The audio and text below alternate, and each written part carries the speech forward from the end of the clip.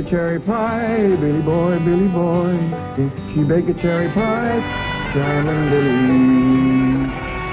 She can bake a cherry pie, quick as a cat's in winter eye. She's a young thing and cannot leave her mother.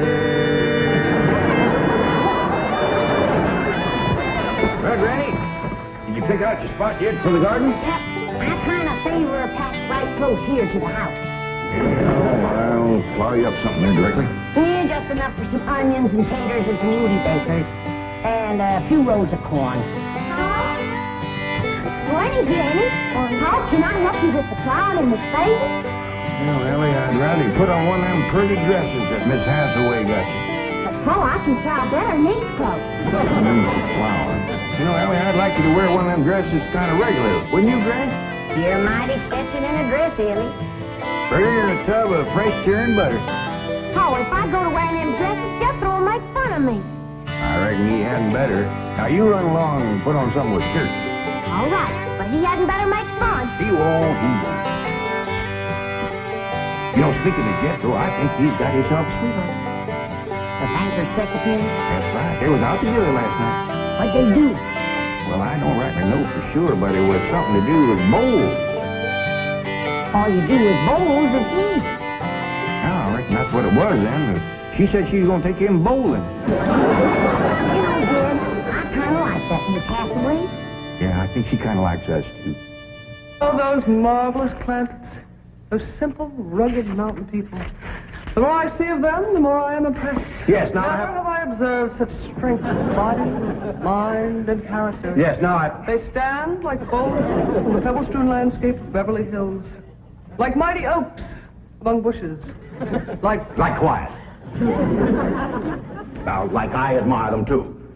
But those boulders need polishing, and we've got to put some city leaves on those oaks before my wife gets back from Boston. Incidentally, in any endeavor requiring physical strength, they are most exceptional.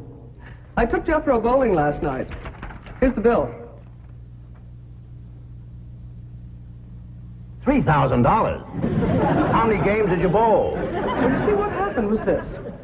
I said to Jethro, Pick up that bowling ball, she says, and see can you knock over them pins down yonder. They's just sticks. Anyway, I snatches up that rascal, draws back, and lets her fly. Did you knock down them pins? Yeah, the pins, the pin boy, the end of the building, a brick wall, and a signboard down on Sunset Boulevard. I bet you Miss Jane didn't do that good. Well, she didn't even try. She just looks at me and says, Jethro, you're strong as an ox and twice as handsome. Ain't no two ways about it, Granny. That city girl is sweet on this boy. I reckon so, the way she's bragging on his looks. You are handsomer than an ox. Thank you, Granny. Cousin Ellie, you're a city girl now. Do you think... see that, Paul? I told you this would happen if I took to wearing these dresses. If you call me that again, I'll turn you every way but loose. Say nothing but city gal. Ellie, me, climb it. Get up from there or you're going across my knee. And Jethro, you're going across mine. What did I do that was so all-fired bad? In that dress, she looks just like a city gal. You did it again! I reckon we better go out there and see she don't hurt him.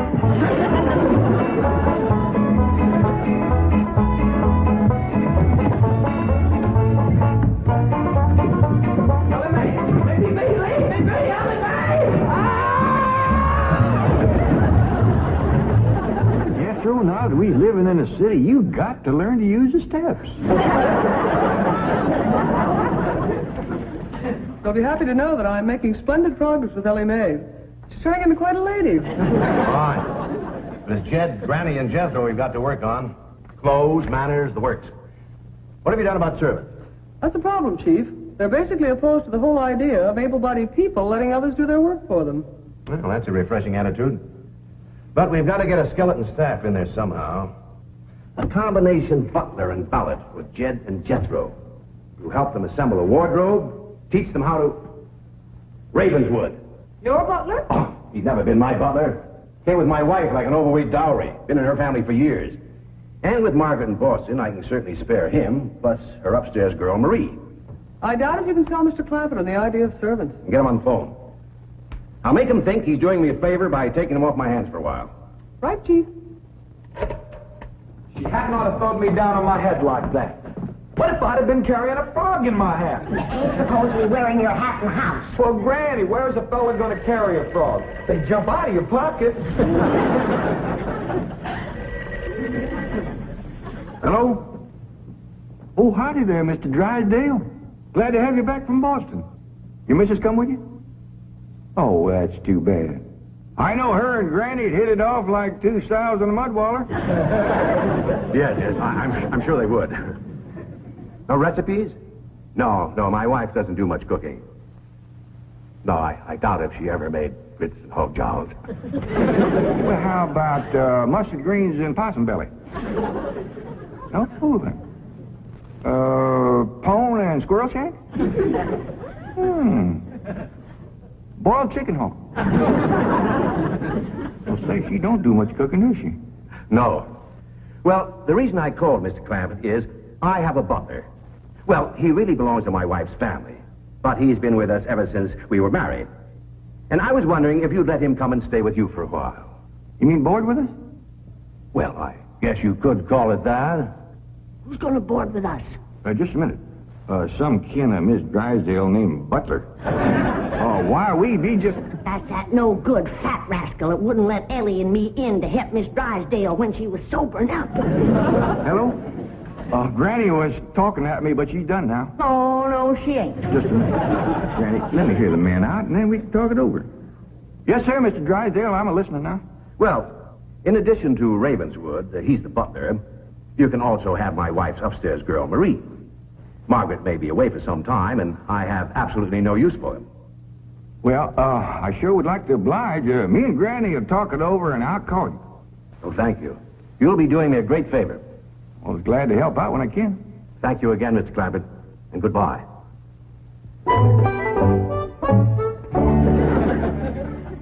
Is somebody coming to live with us, Uncle Jed? Maybe, Jethro, maybe.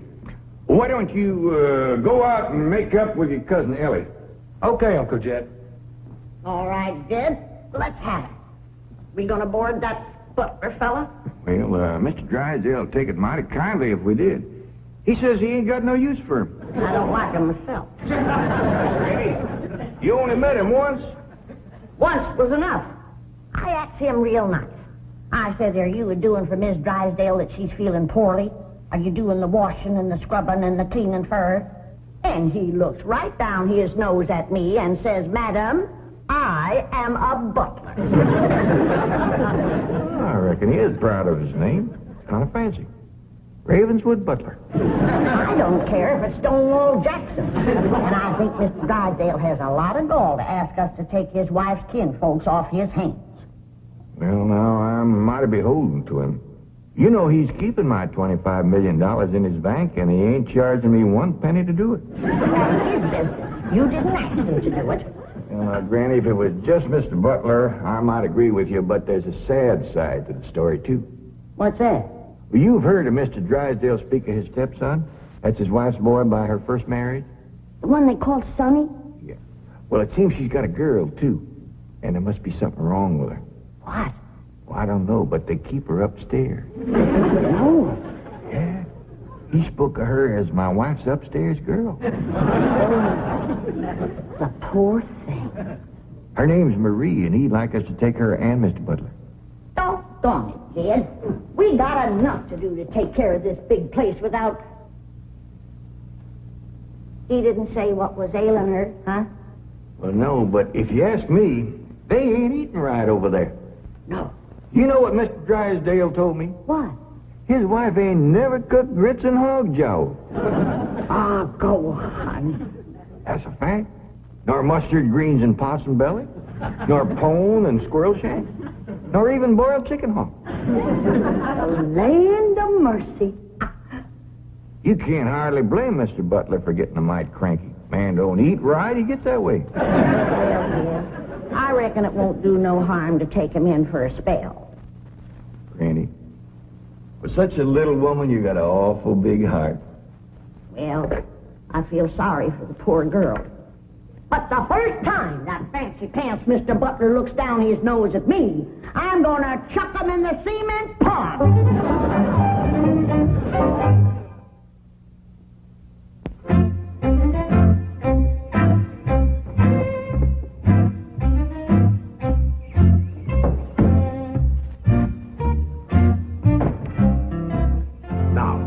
I'm doubling your salaries for the length of time you stay at the Clampett home. But if one word of this gets back to my wife in Boston, you're both out of work with no references. Actually, you will find the Clampetts to be basically fine people. All they need is a little polish. Polish? They need sandblasting. However, I think Miss Hathaway's plan may overcome their initial resentment of wearing city clothes. Yes, I think I have devised rather a clever strategy. To put it briefly and succinctly, my strategy is as follows. I shall propose to the Clampetts that they sit for a family portrait. As you know, my hobby is painting. Now, I shall suggest to the Clampetts that their attire match their background, which is, of course, their beautiful mansion. They will no doubt see the logic of my didactic approach, accede to my wishes, don suitable raiment, and, once they have seen themselves thus attired, take... We're in. Let's go. We forgot to dust the stair rail. I'll do it, Granny.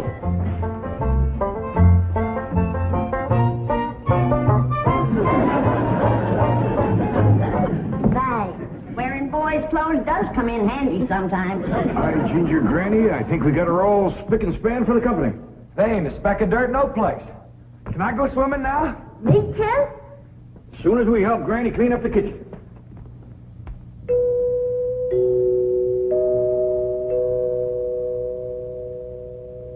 Was that music again? Oh, yes, good. You ever find out where that comes from? Know 'em, Granny. Every single time I commence to looking for it, somebody comes to the door. Nobody to the door now? There will be. You'll see.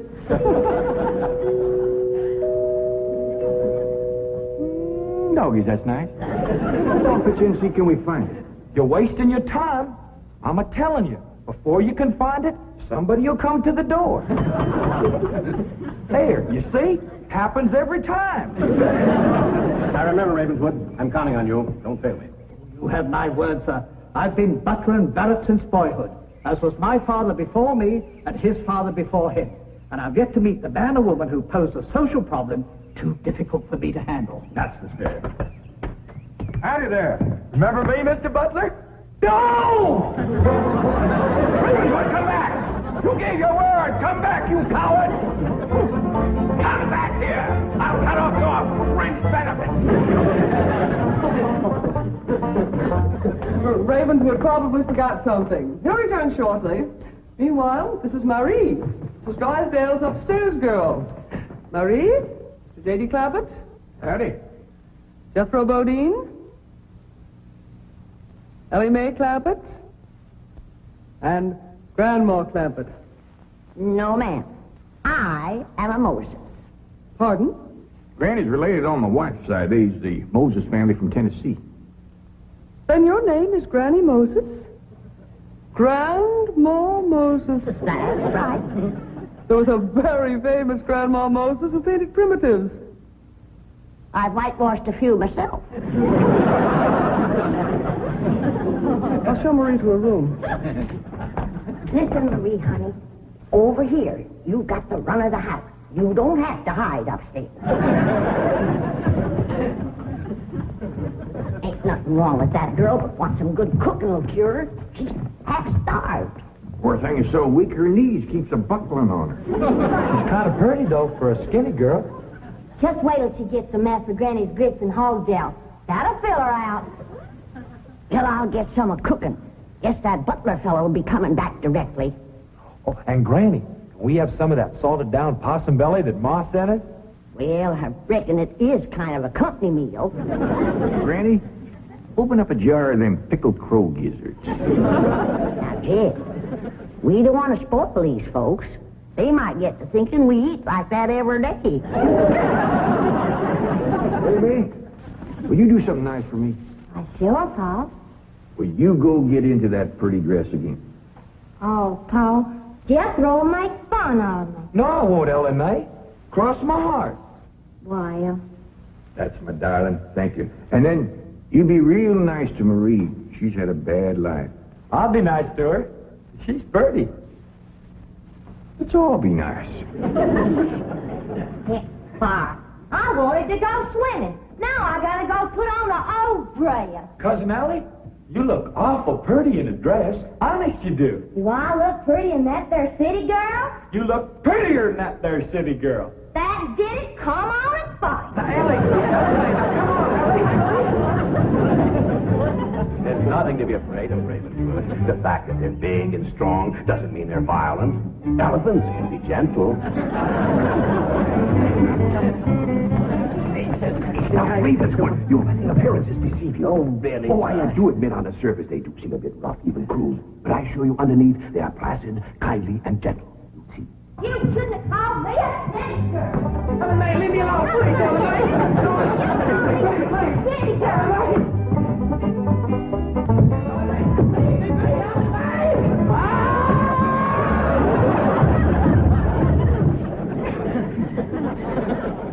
Mr. Butler, don't never say anything nice to that girl. She'll kill you. Come back here. Howard! Come back! You promised! I wonder, Granny, when Mr. Drysdale said he didn't have no use for Mr. Butler, he sure wasn't fooling. I just seen him cut through the brush chasing him with a stick. Mr. Butler gets sassy with me, I'll chase him with more than a stick. Jen, Ellie throwed me down on my head again. If she don't stop that, I'm gonna get a headache. Stop riling her, Jethro. But golly, all I said was she's pretty. That ain't no call to bust a fella's head. How's it doing? Oh, howdy, Marie. Hi, Marie. Are you hungry, darling? No, madam. I'm whooping up something here that'll just set your mouth to watering. Put some strength in your limbs, too. Tell her what it is, Granny. A great big mess of grits and hose jowls. And salted down possum belly. Cold pickled crow gizzards. How you like that? Don't tell me that child ain't hungry. Why, she's ready to drop in her tracks. Set her at the table and I'll dish up a mess. No, please. I only came in to bring you a message from Miss Hathaway. She's preparing to paint the family portrait, and she wishes to know if you all will sit for her. May I tell her that you will sit for her? Well, yeah, I reckon we'll do that. Merci.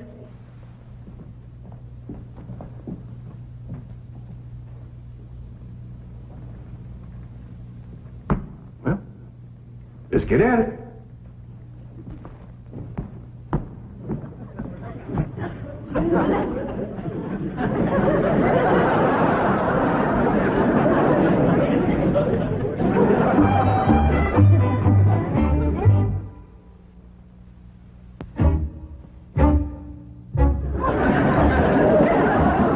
It's all right to talk while we're sitting. Yeah, I reckon. I found out something about Marie. What? She's scared of Mr. Butler. How'd you know? I asked her to go swimming with me, and she says he wouldn't allow it. What business is it of his? That's what I said. And she says he's a butler, and I'm just an upstairs girl. And I got to do whatever he says. We'll see about this. Oh, dingies. Let's hit Mr. Drysdale, find him, and give him a whooping. Oh, kitchen granny. Well, you go put a dress on like you promised. Uncle Jed, I'm going swimming. If I see him, I'll fetch him in. Don't go jumping in with your clothes on again. Well, I won't, Uncle Jed. Miss Hathaway, she gave me a present last night. She says it's something special for her to go swimming in. What'd she give you? Oh, pair of trunks. You go swimming in a cement pond. Boy, it's too big to go swimming in a trunk. Ed, In a pair of them. I got a feeling that Mr. Butler feller is going to be trouble. Yeah, we can handle him. Well, I still say that I think Mr. Drysdale has a lot of nerve to ask us to board his wife's relations. Maybe he's just fed up. Man can get awful tired of having his wife's skin underfoot all the time.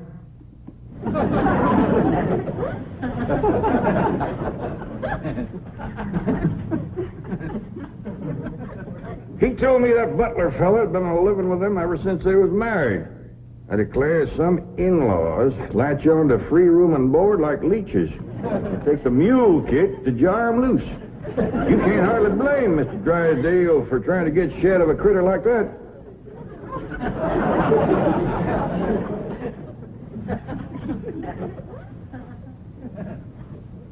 Is that the way you feel?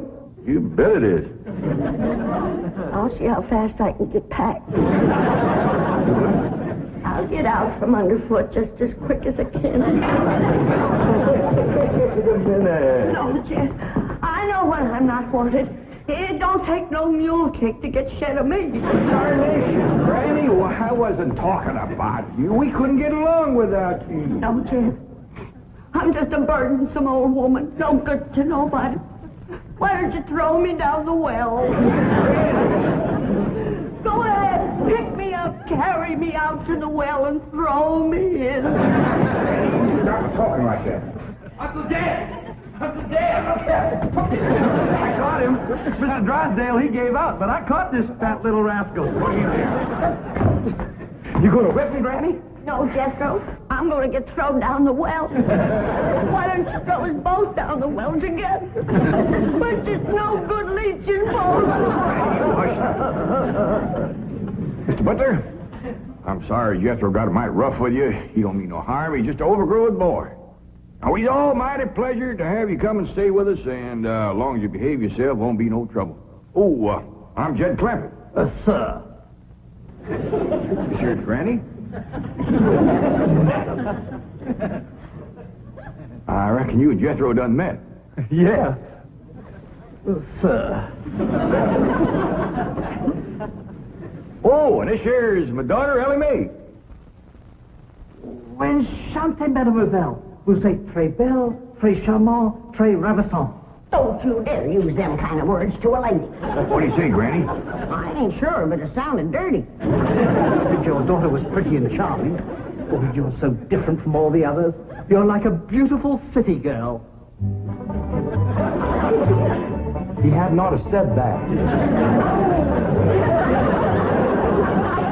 Oh, Mary, Oui, Miss Jane. didn't you say the Clampetts had agreed to sit for their portrait? Oui, they said they would do it. What is it? I believe it to be self-preservation, madam.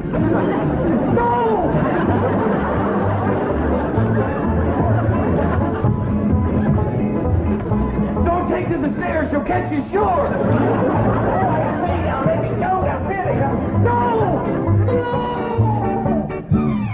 Sounds like Ellie got him. Afraid so. Somebody please tell me what is transpiring. Dead. Ellie throwed him all right, but I caught him before he hit the floor. So here you are. Well, now, everything seems to be fine. You see, Ravenswood, didn't I tell you the Clampetts were kindly, gentle people? Yes, sir. Thank you, sir.